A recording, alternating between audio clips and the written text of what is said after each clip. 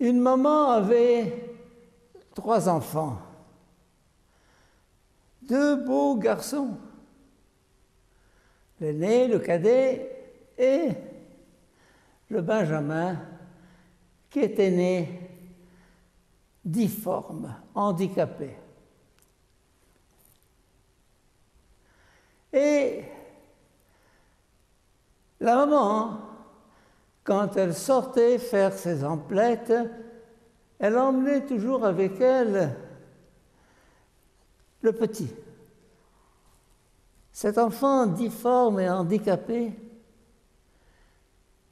dans les magasins, dans la rue, et on lui demandait, mais madame, vous avez 2 beaux garçons, pourquoi vous prenez toujours ce petit qui ne vous fait pas honneur, qui ne vous fait pas honneur? Elle dit,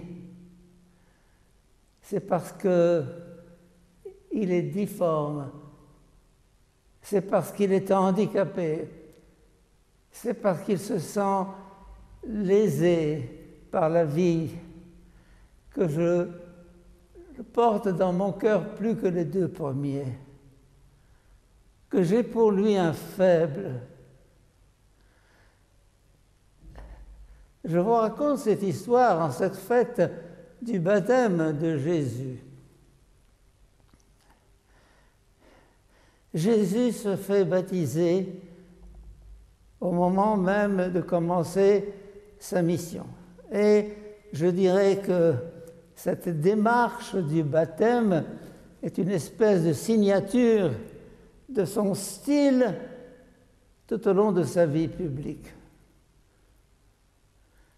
Il se range parmi les pécheurs, ceux qui sont méprisés, rejetés, refoulés, et qui se sentent, je dirais, difformes et handicapés, sinon physiquement, du moins moralement, classés. C'est un voleur, c'est un pécheur, c'est un salaud. Il n'est pas beau, il n'est pas présentable. Cet enfant n'était pas présentable. Et c'est pour ça que Jésus le préférait. Il nous arrive à nous aussi de nous sentir complexés, inférieurs aux autres, diminués par un défaut, par un échec, par un niveau social qui est différent. Et alors, Jésus, sachant ce que c'est que d'être exclu, d'être un paria, comme je le disais il y a quelques semaines dans une homélie, un paria, il nous veut à côté de lui, il se veut à côté de lui, de nous. Il se range parmi nous. Et on le voit alors, Jésus, le Saint. Le Saint, comme dira le diable lui-même dans une de ses guérisons, tu es le Saint de Dieu. La sainteté même se descend au niveau du pécheur et du péché. Et Saint Paul a une phrase qui est terrible. Il s'est fait pécher pour nous.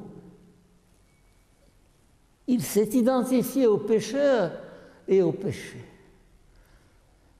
En sorte que celui qui se sent exclu, rejeté, méprisé, sente cette présence de celui qui a voulu assumer non seulement notre nature dans l'incarnation, mais notre péché, là. Il est là. Imaginons un peu cette file de gens à moitié nus qui attendent de se faire baptiser par Jean. Et lui, le saint, lui, le pur, se met dans la file. Dans la file. Ce qui attira la réaction de Jean-Baptiste. Comment toi, tu veux me baptiser à moi? Ou plutôt, comment tu veux que je sois baptisé par toi alors que c'est le contraire? Il lui dit, c'est comme ça. Il appartient que nous accomplissions toute justice, tout ce qui est juste. Et cette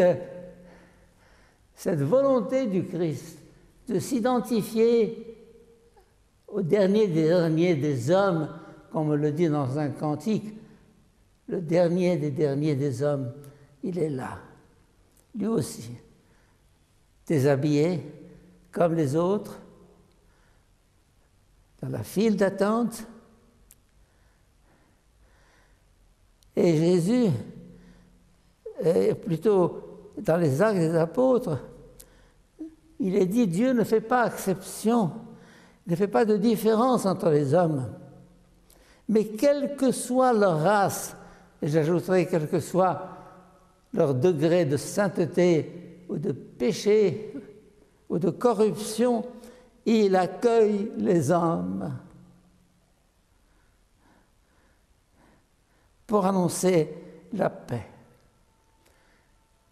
Ça, pour nous, est une immense espérance.